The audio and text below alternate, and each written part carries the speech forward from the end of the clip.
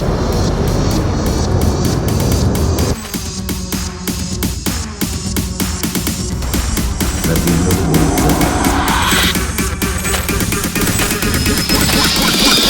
don't know what they want. Only the paranoid survive. Building a business is just like a road trip. My wife's never forgiven me. At the end of the day, it's your gut. You have to take that leap of faith. I mean, I'd be lying if I said we thought we'd build this. You didn't even have 2 months of income or rent when you were fighting to keep the company afloat. You're worried for the people who have blindly kind of put their faith in you. End goal might be anticlimactic. That is what keeps you up at night. Then you're absolutely not meant for entrepreneurship. I get scared now. I can't afford to fail. A lot of people would have given up. What kept you going? I learned it the hard way. 18 guys quit. I think I learned to become thick-skinned. We had a great business, things were going great, and it will come back. So we added that extra killer feature. If you could live through that, baki sab kya? It always comes down to people. During our toughest period for 18 months, I didn't draw a salary. You find something you love, too many people give up too early. Thank you so much for No problem. giving us the time. We were so excited for this episode. No, I'm sorry it took a little longer. Oh, that's perfectly fine. The schedules were a little fluid, kids were here, something was happening and this thing. Now I went non-executive 2 years ago. Yes. So now I come in only when Rajesh wants me, or today we were doing some sustainability stuff, which I do a few things here. Mm-hmm. So I was just trying to dovetail it with some other meeting. Yeah. And I wanted to do this here, not home or somewhere else. Setup is so much easier here.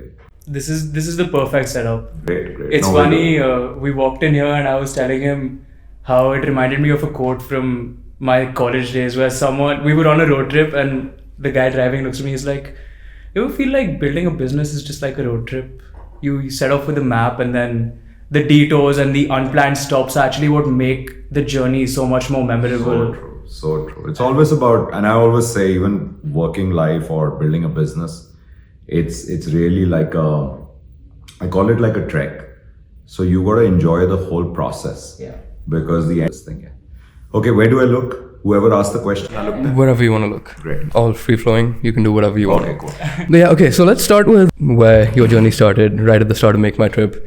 At the start, you raised, I think, 2 million, and within 2 months, you had a website up for Indian inbound, outbound, domestic flights, and you quickly realized that people in India are not comfortable paying for anything online, and so you had to pivot. And so that brings me to my question. One advice that, as an entrepreneur, that I get very, very often from everyone is that you have to do very good market research and you have to understand market fit. You have to validate your problem before you build a solution.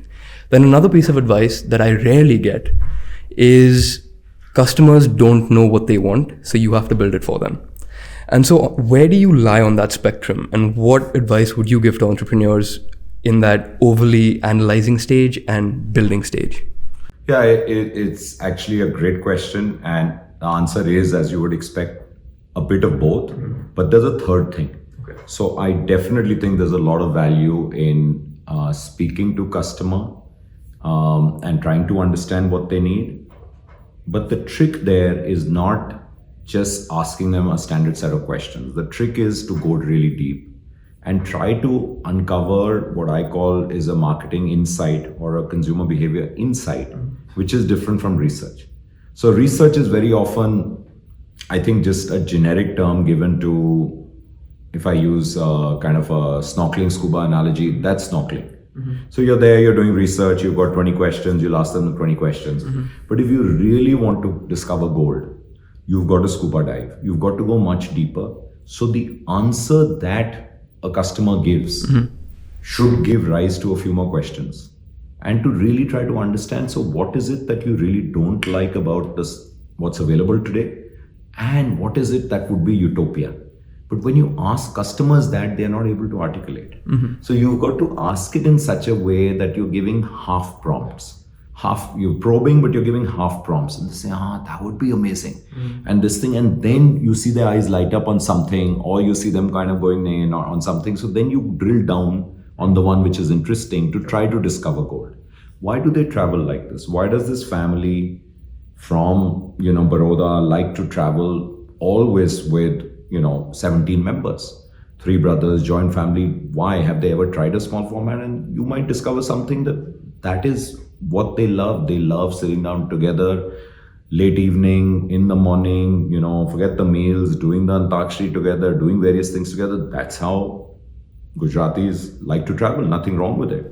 Bengalis are huge travelers too, but you will find that they like to travel in smaller nuclear groups very often.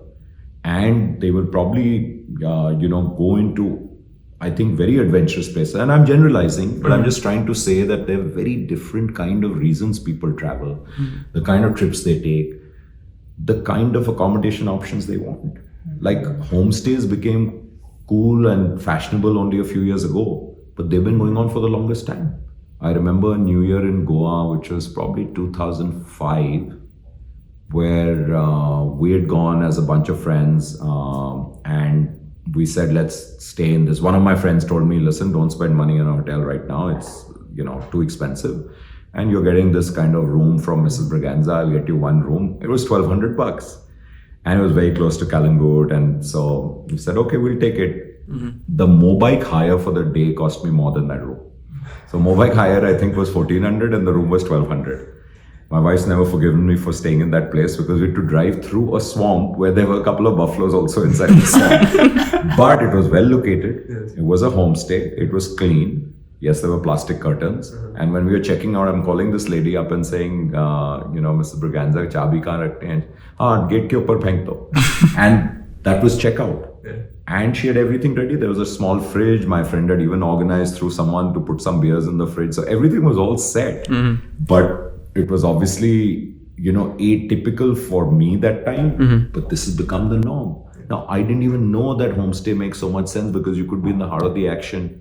You could be in North Goa. You could save a lot of money. You probably get, some nice party invites, but you wanted to save on not spending 10 grand a night. So I think that need people would not have been able to enunciate or articulate because no one asked them that.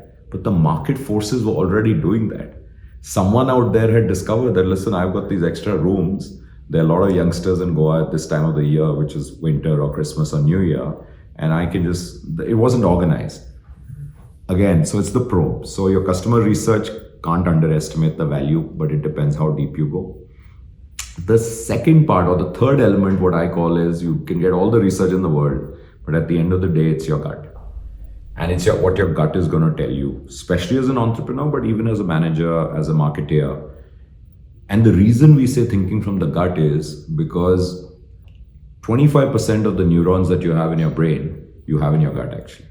So actually thinking from the gut, you have a quarter brain in your gut. So when you get that feeling, when you feel uneasy, when you feel something, you're saying, I can feel it in my gut, it's because you have neurons there. And you can actually feel something's going to go wrong or it's going to go, it's very exciting.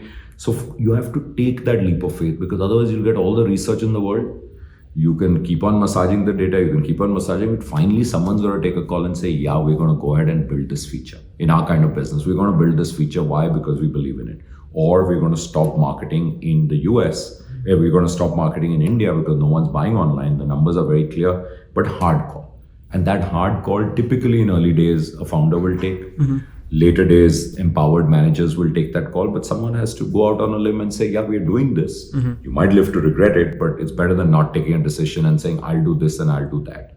And what was the other factor you mentioned? One is pure research.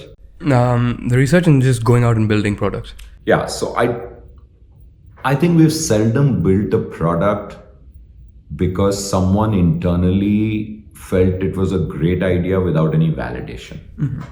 And the best products we have built have been basis some insights we got, built in a raw form, tested them on different people, basis inputs, refined them further.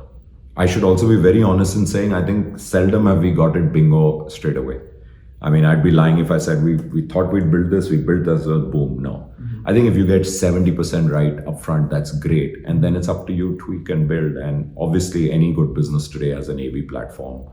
We've had an A/B platform for more than a decade, and that gives you the power to experiment real time, ceteris paribus with so many variables. That's what makes it very fascinating. So I think you can't do that otherwise. In the traditional world, test marketing is all about, asynchronous kind of period. So you can have one test market. Like in FMCG, the test markets were typically a Pune or a Chandigarh or a Kochi, so small manageable markets. And then you'd wait for results, and you'd wait and wait and wait. This is real time. In a couple of weeks, you know the answer. So, sorry, long answer, but great question. No, that's a great answer. There are two interesting things that I want to pick on that you said over there. So you mentioned trusting your gut feeling, and you said leap of faith. When you're very early on in your career, like now you've done great things with Make My Trip, you've built that trust with yourself, with your judgments, that, okay, if my gut says something, I can trust it. But when someone's just starting out, how do you build that confidence? And when it comes to taking that leap of faith, and I think that podcast with Jivraj, you said that when Make My Trip, at some point, you didn't even have 2 months of income or rent. And so when you were fighting to keep the company afloat, when money was not there, you were able to think and make innovations that you wouldn't have if you had money. So how would you take that leap of faith when you're in your 20s and you're relatively comfortable? Like you're okay. Fair point. Firstly, hindsight is 20/20. So I can definitely say, oh, we knew it all and we did it all. It's not true. When you're in the moment and when your back is towards the wall, it's true for 24 months. Those 2001 to 2003 were absolutely the valley of death for us. And I think there was visibility for 2 months of rent and payroll. That's it. There was nothing else. And so it's very scary. And it's scary not only because you're not sure what will happen to you. Like in my case, I think I was okay. Worst case, I'll go get a job. I did have a good degree and I'll get a job and stuff. And one was still like, early 30s, young enough. You're really worried for your team. So you're worried for the people who have blindly kind of put their faith in you, trusting you and saying, we're with you, whatever, like you show us the way. That is what keeps you up at night. So it's always the people issues. But when your back is towards the wall, I do believe also that you come up with much better or interesting solutions than you would have when things are great and there's a lot of money. So of course you have to have just the right amount. And it's the same in life. I mean, a lot of people your generation have grown up in a far more comfortable environment than a lot of people my generation, because obviously India has done better and better. My parents, in my case, both my parents were born in, what is now Pakistan. So they went through the whole trauma of partition, came here, their parents were rebuilding their life, blah, blah, blah, and stuff like that. So it was typically a struggle, unless, some people probably didn't have to make that move. So I think if you grow up with just the right amount, and what's just the right amount, very hard. Similarly with companies, what is just the right amount? I think just the right amount is to have all the people that you need to build and a little bit of money to test market. More than that spoils you. Because more than that, then you just throw more people and you throw more cash. You throw more cash at something and you fool yourself, you delude yourself in thinking, oh, this is doing well. This is doing well. It's not doing well. It's actually doing well because you're throwing more money at it, more marketing money at it. Something can be said to be doing well only if two things are happening in my kind of business, probably in any business. The first is that your economies of scale are getting better. That means your unit economics are getting better. The more you're selling, the more you're making per unit. And the second one, which is I think the most underestimated metric, which everyone should pay more attention to, is repeat. Now in our business, US-India repeat couldn't be there, couldn't be measured because people came back once a year or once in 2 years or once in 3 years. But in the India business or in today's business, we measure repeat because very often people take another trip. Business trips are done very frequently. Holiday trips also now in India among the youth are happening every quarter. Some people are traveling even more. These two metrics, if they are improving, you're moving in the right direction, then you're onto something.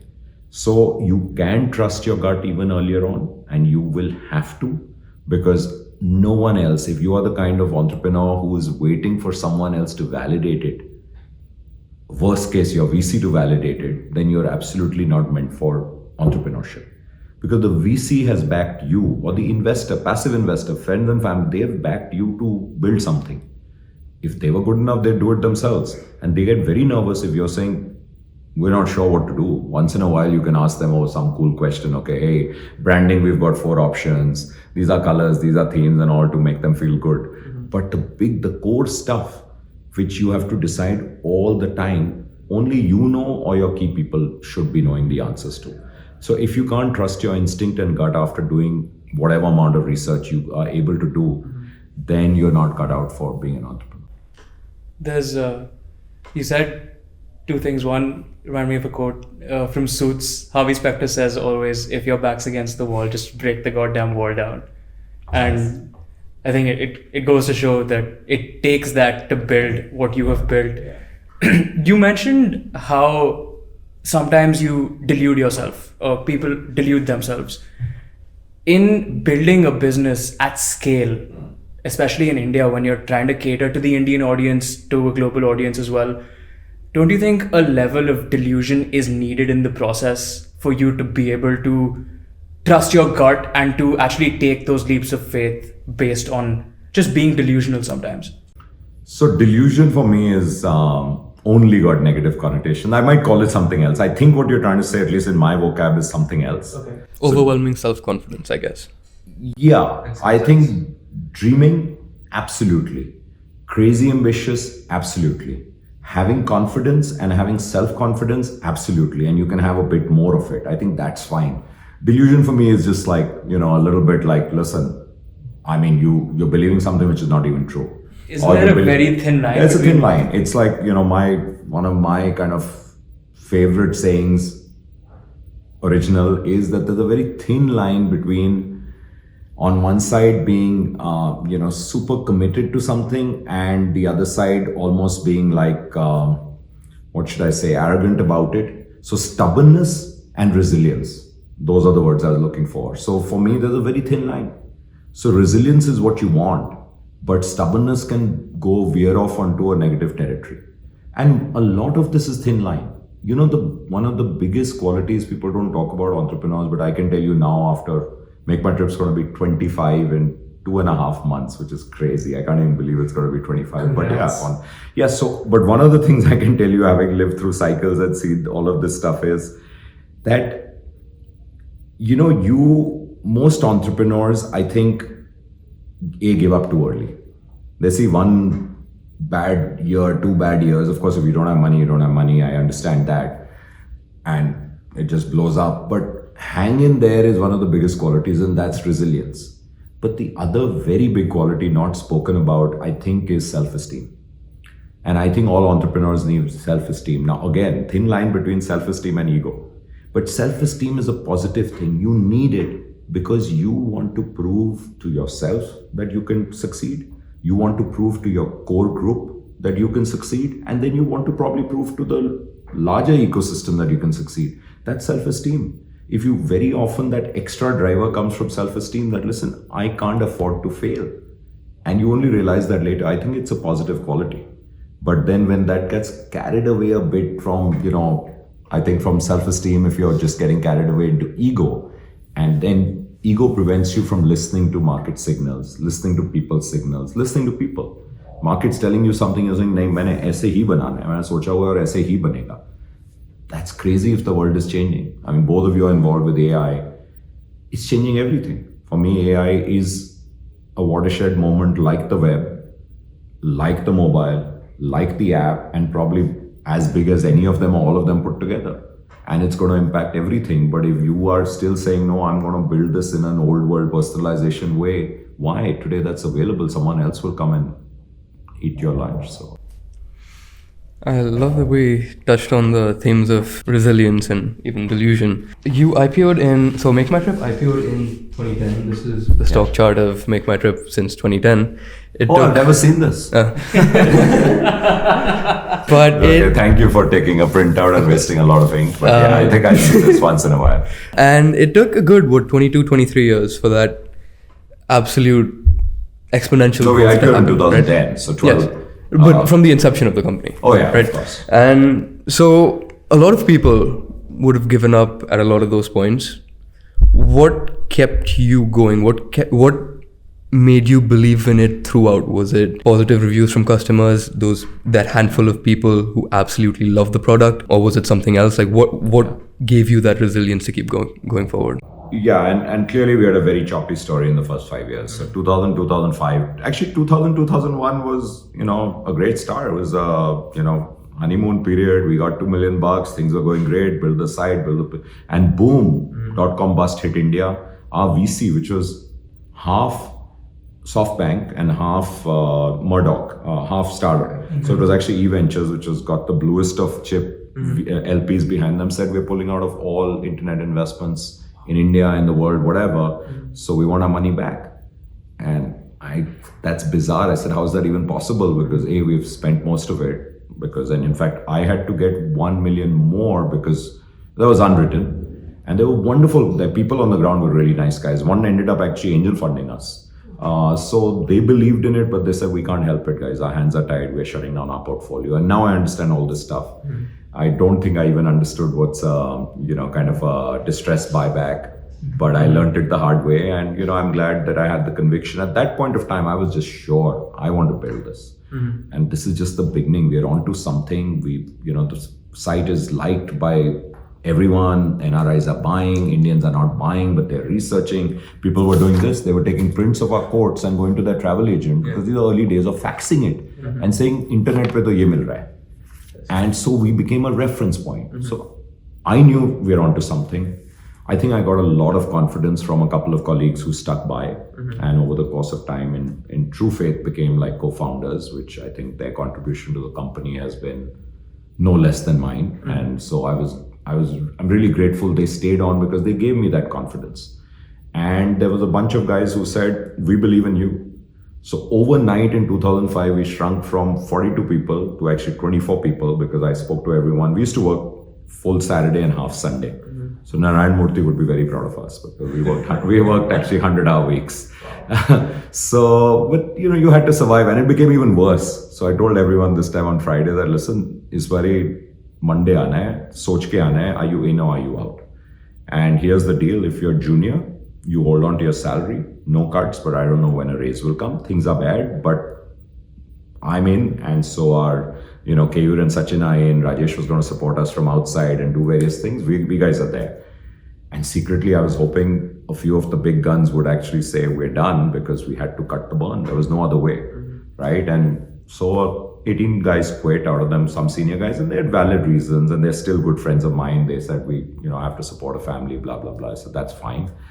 We shrunk from a 3,000 square foot office on a nice first floor, but in Okhla phase 1, which was anyway cheap, we went to the mezzanine of the same building, which was 1,200 square feet, which was as long as this room and narrower. And we all sat there. We sat on both sides like a long train bogie. If I raised my hand straight, I touched the ceiling because it was 8 feet. For Rohan, of course, he could probably touch it with his elbows right now. And it was very long, narrow, and 3 of us sat in the corner out there. When we turned around, we had this tiny table. I remember our knees touched each other, but we still had this little TV on the top so we could watch cricket. So it was crazy days. So those were probably the best and the formative years because we believed. 2005, 2010 was the next phase where 2005 I took VC money after having sworn I'll never take VC money again, but I took VC money. This time I got very lucky. I think I got it from who I consider just the nicest and the best investors. Today they're known as Elevation. They were safe partners then. Unbelievable. Ravi Adusumali was the main guy leading that, and he's still the big man there. And we struck up a great partnership, and they invested in every round till we IPO'd. And then we got Sierra, Helion, and Tiger come in, and we IPO'd 2010, and then you have this chart. So I think in the tough times, the belief I don't think in the stock, if it was going up or down, I think I learned to become thick-skinned. So I became initially I would get I'm a very excitable kind of person, but over time I've learned to like this thing. Come to the conclusion of the stock price is only relevant in 2 scenarios. The first scenario is if you're looking to sell personal stock, then price is very important. Second scenario is if you're looking to raise money for the company, then stock is very important, it's valuation. Other than that, it's a vanity metric. And I would tell all my folks this all the time, it's a vanity metric. It doesn't reflect fully of what you're doing. You know what you're building. And if it's a great thing, it'll eventually pay off. And that's what's happened to us in the last couple of years.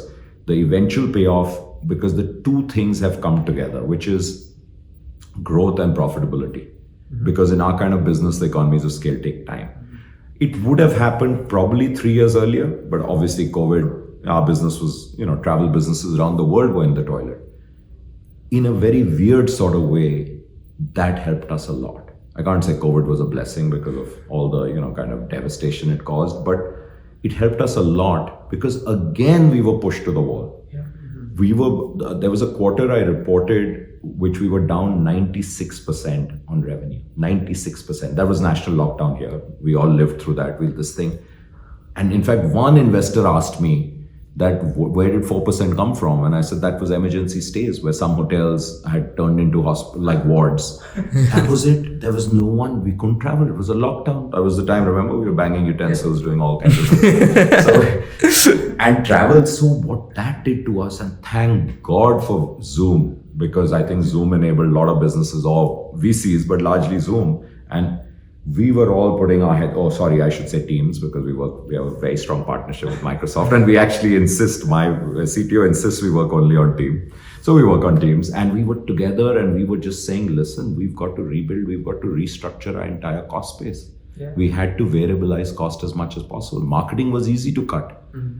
People costs are not easy to cut. Even the outsourced people, they take time. There are, lag times. You can't overnight tell our, customer service guys, guess what? We have 1,000 seats. Shut it all down. This thing, your contract says 2 months, 3 months, whatever it is. So we learned to variabilize a lot of that and said, fixed costs, kam karo, jaga, rental, whatever you can do. So we, I think, became even tighter. So when COVID came out, I think we emerged leaner and fitter. And so the economies of scale really started kicking in. Our unit economics suddenly looked great because you cut out all the fluff. It's only so a great analogy is, you guys have been students overseas, right? And each time you're moving or this thing, you probably got to pack in 1 or 2 suitcases. So you're saying, what do I really need? And what don't I need? So that's the same, this thing, it's the same. That's all you have. So what do you really need? I have this much money. Chop, chop, cut, chop, chop. We let go of 10% people. Painful, but honestly, it had to be done. It was probably the toughest thing I have ever done. Letting go of people is very hard because there's no fault of theirs. When things got better, tried to get them back. I was amazed at the culture we built at that stage. Early stage, everyone is gung-ho and team. Senior people voluntarily took cuts between 10 and 20%. They took cuts on salary. And I was like, wow, we didn't ask them to. And then when we could, we gave back money and people said, no, we don't expect it back, which was just such a great feeling. So I think culture really helps in tough times because then you're ready. Otherwise, people abandon ship. Yeah. So not only did I believe and Rajesh believe at this stage, not only did the leadership team believe, but people down the line said, listen, man, we had a great business. Things were going great and it will come back. And not everyone. Some people left. People who joined, recently didn't have that kind of connect. People who joined through COVID, like there were people joining for certain this thing. There's no connect. We were doing, induction over a flat screen and that's never the same thing. So lots of learnings, but I really believe that only the people behind it, I'm not just saying founder, they know truly what you're building, what you're onto. The market does not know. You report once a quarter and you report honestly, you tell everything, but how can you report every feature? How can you tell those little nuances, which is, oh, this is what people are loving. Like we have a feature which is out now 2 years, which is actually built on a lot of machine learning, which is basically price lock.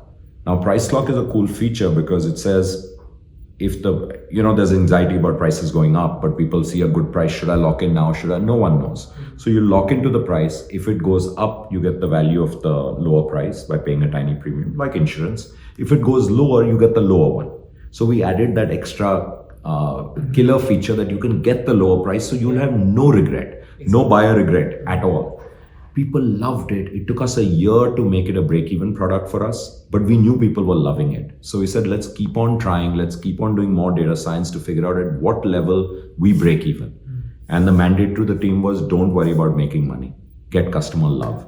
Today, that feature is a killer feature. Now, how do I explain that in an earnings call? We'll talk about it. It's a great feature and this is up. We don't want to give too many metrics because next quarter, the analyst will ask you, so what happened to that feature? But you know it inside, you're onto something good. So it's always that. How honest are you to your Why do founders start selling down and leaving? Because they know deep down inside, things aren't that great.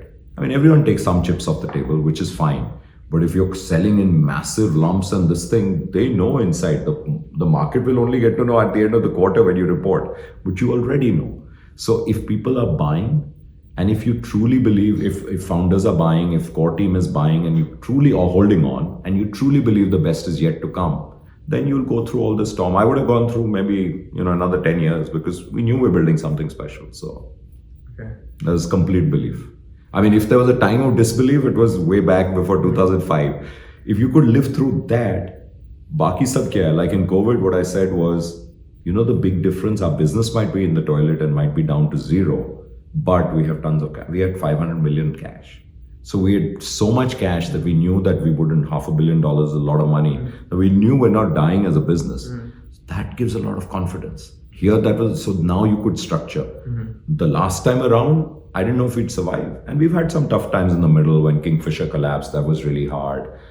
We've had some massive challenges. And I think the more that you've gone through, the more you get tougher. That whole thing about, just metal getting kind of, what's the right term? You have to learn to crawl through glass. Yeah, something like that, whatever. That's interesting. This might be a little off topic, but I want to ask you anyway. You mentioned these new AI features that you're implementing now. One thing that I'm currently doing is creating AI agents at an OS level so they can do whatever you can do on a computer. Do you think that'll actually be valuable in the future? Or do you think companies like MakeMyTrip will automate everything on their end anyway? And so instead of me getting my OS agent to book a trip for me, you will do that on your end anyway. Yeah. No, very good point. So I think we're doing agentic flows too, and no secret. We talk about it now. Everyone's building it. I think what you're trying to build, the little that you shared, will be very valuable for the long tail.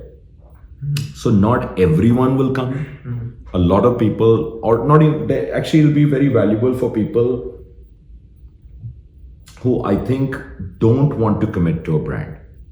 So I take that back. They're very happy saying, listen, this is my OS, they're going to do this. Of course, for travel, you eventually need to connect with someone. So for the flight, it's easy. You'll go to the airline, right? But the moment you get into the long tail of hotels, you will need someone to do the hustle bustle and all of that. So you'll need some tie-ups. So I think both will actually exist. But what we've seen over time, especially in emerging market, people gravitate towards a brand when it comes to things like travel, things like insurance, things like financial services, things like Medicare. But for things which are probably lower involvement, I mean, I say that while Amazon and Flipkart are obviously huge, but tomorrow if you can give that kind of trust, because that's also a physical good, the real question mark when you buy a branded physical good is only two, will it arrive on time and will returns be easy? Because if I want them. So if you can build those two trusts, but when you're buying something which is unbranded, then you trust the platform a lot. So brand has a huge play to do, but it's interesting, and we should talk offline about what you're building. No, for sure. Yeah, who knows? We might be interested. Yeah, because for the corporate travel flows, that could be very interesting. Okay. So you work in a company, you have policy, and we have MyBiz, which is a self-service platform, but this could be very interesting. So offline, we should talk. For sure. Yeah. I like what you're also building, where you can just speak into the app and you can book flights, accommodations. That adds a layer of convenience to the customer, which now in India, people are willing to pay, like the price lock feature, people are willing to pay the premium in this country now. Yeah, and for the spoken vernacular, it's no extra payment. It's just us reaching out to either people who don't like to, of course, type, but largely to people who are not that comfortable with this interface. Bharat, as people say, beyond India, the next India, a lot of people who are saying, listen, why can't I just speak? And China, as you know, is a huge spoken market for convenience, and people just send messages, this thing. Long messages I send through voice notes a lot because it's just so much easier. You don't have to keep typing, etc. But this is really to open up a whole market that's more comfortable speaking.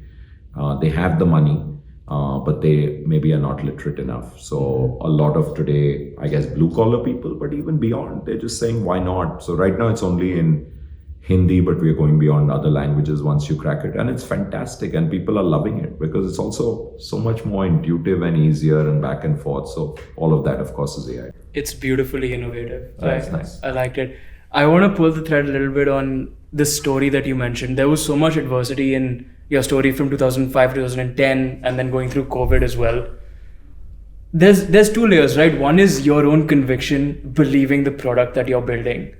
But how do you garner the trust of the people that are working for you in those moments of maybe disbelief for them, but a lot of conviction for you?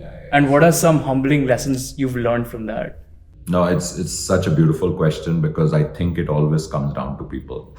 And I'm a firm believer that any organization, company, startup, it's a team sport. So it's probably more akin to football than anything. And like it's a full team sport. Everyone has to play a part, and a very important part. And I think for me, the mantra has been firstly just keeping it very honest and transparent. So sharing how bad things are, kitne pani mein, or just telling them things are bad, but guess what? I'm in it. I think leading by example. So ready to, make those sacrifices yourself. Like during our toughest period for 18 months, I didn't draw a salary because I could manage not to, like whether it was savings, whether it was my wife's salary, whatever. I said, yeah, we can go through this period. That's okay. And that prompted two other guys to forego, I think, 40% of their salaries, convert that into stock. And, there were people who were willing to put their money where their mouth is. And I think that's really important. And people see that and they really get motivated by that. Second is, I think, being shoulder to shoulder, and you're doing everything together. Like, again, leading by example, like it's, you have to be the one who's probably working the hardest and the longest and not expecting others doing it. Not in a startup. It just doesn't work. So I think it's really important that you have that kind of culture. The toughest or the hardest things, let's say it's firing someone. I mean, you don't delegate that because it's a horrible thing to do. And you have to learn how to do it. You do it yourself, and someone can be with you, and then next time if they have to. But it is something which has to be done. So I think people give you a lot of trust and respect and loyalty if they see these traits, if they see you being genuinely bothered about them. So as individuals, as people, they're not just numbers. So I think for us, culture's been about that always. So, if someone's going through something, then you have to understand why they can't be there, because anything could be happening, right? At home, at this thing and all. We all know we're all social beings. We all have families, etc. So I think if you can't be empathetic, then good people will not value that at all. We're not machines, and we're not I think there is a high fire culture in some places. But in India, we are still very, very, I think emotion driven. And I firmly believe that as you go higher up in a company, EQ becomes more important than IQ. IQ is a given. IQ opens the doors, you walk in. IQ is the reason why you probably keep doing well. But EQ is the reason why people will love you and will take a bullet for you. And, because then you understand what's different people's hot buttons, what turns them on very different from someone else, and how do you get the best out of them. I think you got to be there for them. So I am very happy to say that I think we built that kind of culture, and even today I see that. I mean, last week we had our annual New Year party where the top 150 people, and it was amazing to see the bonhomie, and a lot of them were new joiners, like 20-30 always are people who came in, weren't there last year. But 120 were there last year, and they'd seen it, and they'd seen the great year. And, really, I said, my only message to you guys is keep doing what you've been doing. It's going really well, but there will be threats, right? I mean, there's someone in a garage out there who's going to come and destroy a business, not the competitor It's someone what we did to some other businesses many, many years ago. So I'm in Andy Grove's camp of only the paranoid survive. Things can go wrong overnight. Things can go wrong in our kind of businesses. It's not something which, can't and I'm not even talking about just hacks and attacks and everything else. That's one. But things change very, very fast in our business. So yeah, I think you have to work on it every day, and it has to be genuine. So if you genuinely value your people, you know them, you get to know them, your friends, you are there for them outside office, also your friends, I think they'll do anything for you. When it comes to culture, so EQ, that is definitely required. is that in and of itself sufficient for the culture? And when, in good times when you're hiring people, how do you know that they're truly aligned with your mission? You don't. Okay. You don't know when you're hiring. You make a very educated guesstimate based on a couple of meetings. Like, I don't think I've ever interviewed the same person more than twice, and that also twice, once in office, once outside of his very senior, just get them. And the reason for that is just to see them in a different setting, but also to give that 1 week period in the middle for your own thoughts to kind of settle, sleep over it. This is what I really liked about the person. This is probably an area I want to probe more. And we never discuss, like, different people would be interviewing, and we won't kind of, I think, try to change each other's, actually color each other with their feelings till we've all met and all this thing. So when you go in for a meeting, but then you could meet two people together. So basis 2 hours, 3 hours of meetings, and sure, ref checks, but we all know how ref checks work. Mm-hmm. So I always tell HR all the time, please don't believe a ref check that is given by the candidate. I mean, that's like bizarre, right? It's a self-fulfilling prophecy. You got to find someone else who's worked with so-and-so. You got to call the person and yourself, and don't delegate it to your headhunter, because they have a vested interest in it working out. And, seldom will people say, if someone's saying a person's great, I bring it down to good. If someone's saying someone's good, like the reference, then it's actually average. It has to be someone saying outstanding, which means it's very good, because you always scale it down. People like to say good things, unless you find someone who has no reason but to tell you the kind of truth. And, if you pick up the phone yourself, people open up. Again, ask the right questions. Mm-hmm. So I think that becomes kind of important. I lost my chain of thought. You were saying? Sorry, no, that was... No, you were saying, so you don't know in the hiring, but EQ alone is that culture? Oh yes, that was the other part. I think it's one part of it. It's one part of building. EQ is more about understanding people and knowing how to get the best out of them, knowing how to treat them, and how do you get the best out of someone, because you can't be just writing a nasty email or barking orders and getting the best. No, it won't work. So you really got to understand what's holding them back, take some risks, so you can get them together. But culture is much more than that. I think culture is actually, in a very simple nutshell, it's a reflection of founder values. Over time, it becomes a reflection of top management values and how that trickles down. The trick is, as companies become large, we have 3,000 people, as they become large, how do you ensure your culture doesn't get diluted? If anything, improves. So hiring people who can add to it. So for me, hiring is always about fitment.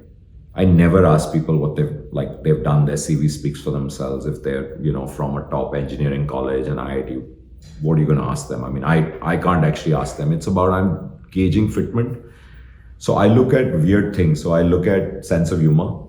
And the reason I look at sense of humor is, if I'm going to be spending a lot of time with this person, an hour a day or 10 hours a week, then the person better be interesting. And second, I look for conviction. So just, do you have conviction? Can you hold your own? Can you push back?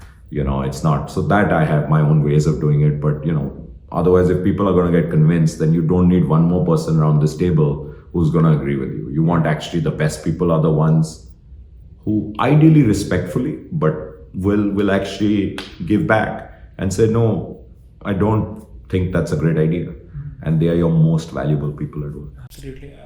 You've often spoken about how you like to understand what makes people tick. Yeah. And that's clearly been one of the strengths in what you've built today. How do you build a framework for that, and how do you understand character? How do you read people effectively to understand what drives them, what motivates them? So Ron, I don't think it's a framework. Like, that would be pushing it. I wish there were, because everyone's so different, and thank God for that. Like, we are so different. I think that comes after people join you. You spend 3 months, 6 months, sometimes even a year. You realize real motivation. Very often you realize real motivations outside work, and that's why spending time outside work, whether it's offsites, whether it's, Wednesday, Friday, going out, catching a drink, just being outside so they're comfortable here, and you get to know them, you get to know their families. Yeah. And what makes them tick will come out there, and different people will have very different motivations, or weightages will be different. I mean, almost everyone will be interested in making more money, so that's fine, but what weightage do you put to that? But a lot of people are more interested in, I think they need the public, this thing, like they're being recognized and all. That's important. Some people want to leave a great legacy and, build stuff where people just say, wow, like this is fantastic. And a lot of people need a little bit of hand holding or micromanagers hand holding. And a lot of people are saying, leave me alone. Tell me what's to be done, leave me alone, and I'll come back to you in 2 weeks' time with something built, or in 2 months' time. So I think you got to figure out what makes people take and how some people love meetings, actually, as bizarre as it sounds, and some people hate meetings. No, our meetings, typically we try to make them fun. So, we're saying, listen, basic presentation, but ideally Excel and ideally screenshots. So product meetings. But the others, some people actually quite like them, but some people just hate them. And they're saying, listen, it's a total waste of time. Just take my report. This is what's done and let me build. So some people love to come in early. Some people love to work late. Some people, you got to figure out. But at the end of the day, you've got to realize output driven, aligned with company goals. And whichever way you do it, it doesn't matter. You've got to, and that's what learning for me. At some point of time, I used to think everyone should be, perfect in all respects, well-rounded, this, that, whatever. And I realized it the hard way that everyone won't be the same. Just play to people's strengths and forget what they're not good at. Don't even expose them to that. Cover that up yourself or with someone else. I'm talking about my direct reports.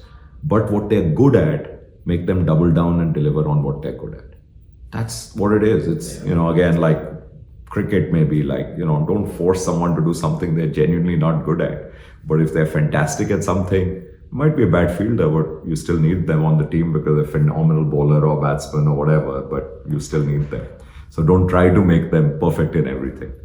It's like Bumrah should just continue to just keep bowling. and Surya Kumar Yadav should just keep fielding. Yeah, exactly. Do what he's doing. He reinvented himself, and that taught you a lot about reinventing in corporate generally, right? True. That was an interesting. People don't change so easily. It's really hard. It's really hard. I think by the time they're in their 30s and they're reasonably successful, people don't change. They will try to say we will, but actually the reality is they'll do it their own way. So I think that's also been a hard but a good learning. Just play to their strengths. It's okay. Get someone else or someone else can cover that up. It's much harder to get out of the box creative thinkers who have no respect or no patience for decorum than it is to get the opposite. You get dime a dozen people who are like copybook, perfect, this, that, whatever. I get scared now when people take copious notes. Well, what's there to take notes about? Like take a couple of notes of numbers or something you might, but the rest of it is just be there for the present. But if you have a creative out of the box thinker who's basically an entrepreneur, hold on to those people. They are the change makers. I call them order takers, order makers. 99% of people, irrespective of their rank and level, are order takers. Only 1% are order makers, again, irrespective of their level. You can have people who join at entry level, understand it, and they actually order makers because they're questioning why are we doing it like this? We should be doing this. So if you find people like them, just handcuff them with, golden handcuffs, don't let them go. Because that's gold. You said it's hard for people generally, like if they're doing well in their 30s, to really change and reinvent themselves and maybe at some level adapt to how the world is changing around them. I'm guessing that's why we see so many entrepreneurs these days in their 20s. They have a fresh view on life and they're trying to, figure it out as they go along. What do you think that's an age-related thing, or do you think that's more of a generational thing? Because like for you, for example, you've been an entrepreneur for 25 years now, and now you're embracing AI, all of the changes that come with it and the way that'll impact how your industry will work completely. And so you're open to those changes, you're open to that reinvention. And I would assume, and I could be wrong, that every entrepreneur who's had any successful startup, regardless of their age, they will also have that. So do you think that might just be a generational thing and the 25-year-old founders right now will be like that 50 years down the line? Actually, two answers, and you answered one of them. So firstly, I don't think the reason of people in like now entrepreneurs in their 20s is that they won't change. I think that's a generational thing. People are just saying, I don't need to work. Like I worked 8 years before turning entrepreneur in 3 professional companies. And I think was quite invaluable, the experience. But today people are saying, I'll learn it on the way, which is fine. the fact that I am adopting new technologies and embracing them and all doesn't mean I'm changing. That's not what I meant by when I say people don't change, it's how you work. So I'm still not changing as a person, but I am open to, I mean, I'd be foolish. I'd be an ostrich burying its head in the sand if I said, oh, AI is happening around me, but guess what? It's not. No. We are open to change, but I'm not changing as a person, or I'm not changing as the way I work. So I meant people don't change as the way they work. So be fixated on what you want to build, which is, in our case, the most loved travel company, which is delighting customers all the time. And, that's what we want at the end of the day, and no different from most other people. But how we get there will change. The tools we embrace will change. The way, the path we take, the medium, the technologies we employ. But I'm not changing my managerial style. Which is right or wrong, I don't know. But I just feel mostly people will change a little bit. But in my experience, if I was to actually do a study, and I want to someday of 100 people, 200 people who I have seen, where they went in their career over 10-year periods, 20-year periods, it'd be interesting to see, did they actually change the way they work? Probably not. They were fearless thinkers, they stayed fearless, and they ended up doing really well because they gave enough time to the research, enough time to listening, watching around, what's going on, everything. But we were ambitious, fearless, and we were ready to take risks. In Ron's word, maybe delusional also. But whatever. I mean, you're ready to take those risks, and they probably did very well with us. Then I should also see people who left us, did they do very well there, somewhere else? We also have a lot of returnees. We call it Ghar Wapsi, and we are quite, if people have quit nicely, we are quite open to take them back because, sometimes it's actually a good thing because they've seen the world and they're probably saying, oh, we thought it'll be better out there, but we value this a lot now, and then they'll stay with you. So I think younger entrepreneur is a function of two things. One is, I think just generational. And the second is also the opportunities that are out there today. I think just, these challenges, the amount of money that's out there today, definitely there's a shift of younger people starting up. And it's not, will they change? Probably they won't change at all. If they taste success up front, they won't even change from what they are, because who changes? You saying, listen, I know what to do, don't tell me what to do. Which is a risk factor in the early days, because if you find fantastic people who join you just as founding team, I'm not even saying co-founder, and they have great ideas, but they couldn't be co-founder because they couldn't take that whole risk, they needed some money, and you're not going to change, you'll probably never get the best out of them and they'll leave. Good people have no dearth of jobs in India or anywhere in the world. The best people will always find something. So it's up to you to hold on to them, because great companies are just made of great people coming together with common cause. That's it. It's as simple as that. That's so beautifully articulated. Yes. In the common cause that you've built here and in your own journey, is there some kind of intangible value that you hope people associate your legacy to in terms of what you've built? And the second part of that question is, today when you walk through these hallways, having seen what you've seen, how do you feel? So no one's actually asked me the first one. It's very interesting, but yeah, I'd be lying if I didn't say I would love for people to say that, yeah, we just had, a great culture.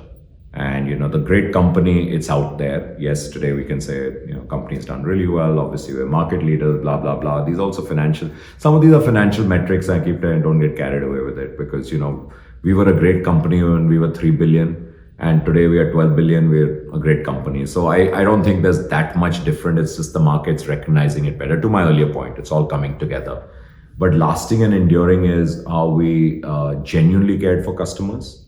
Because I know what happens when customer escalations or complaints come in. It's top down. It's not just me, it's Rajesh, everyone else. We're all over it. And our whole thing is fix this, make it good to the customer, and learn from this so we don't make this mistake again. So that's the way you get better and better, and that's only tech will solve that. And also being known for being, a great place to work, where the coffee table conversation or the coffee machine, the water cooler conversations, people are not bitching about their company. Because I've been in companies where I have bitched about the company, and that's a terrible thing, because they're paying you, you're a free agent, do what you want, leave then. But if you perpetually, once in a while, you can be pissed about something like, what the hell, I had something big planned up this weekend, but code red is here, we all have to work, that will happen. But by and large, if that conversation is more about just fun stuff, but not about bitching about company, then that's quite an achievement. Because I believe, everyone finds their own kind of train. We think we've been on a bullet train. Sometimes we're on whatever, a fast train. Some people will keep pace. Some people want to go faster. But we are going there in that direction. If this works for you, jump on and, come on, like help us kind of go there. But we've lost some good people along the way, and I've tried really hard to keep them, but I think they found their calling elsewhere, which is fine. More importantly, we've also, the ones who didn't fit in got shaken off. It's very easy. You figure out, who's, just a journeyman, and that's not what you want. You really want people who are contributors. Yeah. So I hope that'll be the, kind of lasting legacy. And walking down here, obviously, now I don't come here often enough, which is sad. But if I'm here a couple of times a week, yeah, it feels great. So when I come here, I spend no time on my desk. I only spend time walking and meeting people, and, just because that's what I really miss. And yeah, it's great. It's great. Yeah. That must be such a rewarding feeling as well. Yeah, it's great. It's great. It feels really good. Yeah. I couldn't have asked for more from professionally, for sure. That's beautiful. I think in the interest of time, there's two closing questions. Sure. One is, if you had a piece of advice for anyone in their 20s, what would that be? And the second is, if there's someone out there right now, maybe at their lowest point as an entrepreneur or otherwise, what would you say to them? So the first one is entrepreneur or just career? 20s? Just career. Just someone in their 20s. So firstly, it's a super special time, right? I think you're obviously finished with studies or taking a pause in studies. You might go back for this thing. My first job, I remember, I felt I could change the world, and one should not change that feeling forever. You can change the world. So I think it's a really special time where you're brimming with everything that you've brought from college, everything else, and want to put it at work. So come with that super confidence that you can change anything you put your mind to.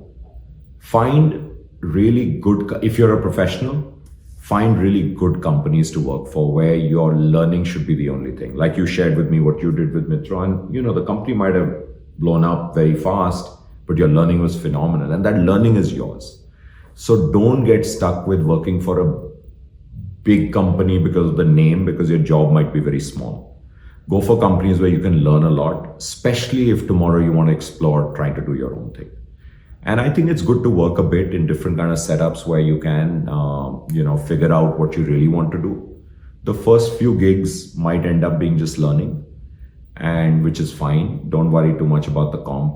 Your real earning years will come in your maybe 40s, but maybe 30s, definitely not 20s. 20 is all about learning and figuring out what you want to do for the next 30 years. I don't know how long this generation will work, but figuring out the next 2 decades, 3 decades, or whatever you want to work. And it's as simple as find something you love. The moment you find something you love to do, it'll all work out. It won't seem like work. You'll put in 70, 80, 90 hours, whatever, you'll be just loving it because it's something you love. Naturally, it'll be something you're good at. You can't love something you're not good at. Those two things go hand in, and the money will work itself out. Like I find too many youngsters and I talk to them, they just want to get into finance or consulting because it's cool, sexy, and it pays the most. That's a trap. That's a huge trap. I joined banking as my first job. I worked 3 years as a corporate banker. I made great friends. I learned a lot, but I hated banking. I could never be a banker. So figure out what you love. My younger brother wanted to be a lawyer, and I was shocked when he wanted to be a lawyer. And I said, "Are you serious? Nothing else you could do?" But he said, "No, I love law." And he's like, that was ages ago, and he's a super successful lawyer, built his own firm. I'm just so proud of him. He's much younger, he's 15 years younger, and I just see he truly loves law. And I can give him any obscure thing in law and he will be involved with it, what he knows, then he'll dig up more, then he'll come back because he loves law. So I think you got to figure out what you love doing, and everything will be just a dream, because then the money will work out, because today you can make money in anything. I know people who are chefs today and they will do very well, but they love being a chef. And that's, I think, what should be the only mantra people look at. So find something which of course pays your bills. There is a future. Well, we know people who are becoming, I know someone in the family who's a professional poker player. He took a while to realize that, but he is so good at it. And yeah, he's a and he teaches people and he plays tournaments around the world. And he's a cousin who's just living the life. So I mean, hats off to him, because he's really good at it. And so figure out what you're good at, and make your thing in that. I think that's my only advice. Don't fall into the trap of I have to do that because it's the cool thing to do. You'll be miserable. After 5-10 years, you'll realize, nah, this is not meant for me. Also, others who are genuinely good at that will be streaking ahead. Because that's fine. I mean, there are people who are good for different things. If you're good with people, definitely be in a people job. Don't be in something. So that's my only advice. If you're an entrepreneur, check in for minimum 4 to 5 years. Be ready for that grind. Don't expect to see miracles in 2 years. They probably won't come. Look in the rearview mirror, you'll see nothing. So do you have enough gas in the tank? Emotional and financial will come. You'll raise money, blah, blah. But do you have that emotionally to last 4 to 5 years? Because it takes that long to see green shoots of a business. And then take the call of quitting. Like I said earlier, too many people give up too early. You were onto a great thing you didn't even know. Imagine if, we shut down Make My Trip in 2001. I would probably be one of the most miserable people possible, because I'd say, oh my God, we were way better than that company and that company and that company. And we gave it up. And then it's very hard to have the guts to do it all over again. It takes a lot of effort. I mean, even, what you guys are doing out here at Panoramic Perspectives, I mean, it's great because you're doing this as a passion project. But you're putting in a lot into it. I can see the professional setup. I saw, the stuff you've done already, your kind of archives. It's great because it's discipline. It's teaching you work ethic. You're learning a lot, and who knows what will come out of it. But you're putting 100% into it. This could lead to something much bigger. Who knows? So I think it's great to see youngsters actually be multidimensional. You've got a day job, great, but you're taking out time to do different stuff, which is a passion project, which is not just gaming or whatever else. Again, you can make a career there too. That's absolutely beautiful. I think the key message is just keep learning, stay resilient, stay disciplined, and keep watching Panoramic Perspectives. Thank you for tuning into another episode. We love you all. Don't give up on gaming. Gaming is great. Always game. Thank you guys.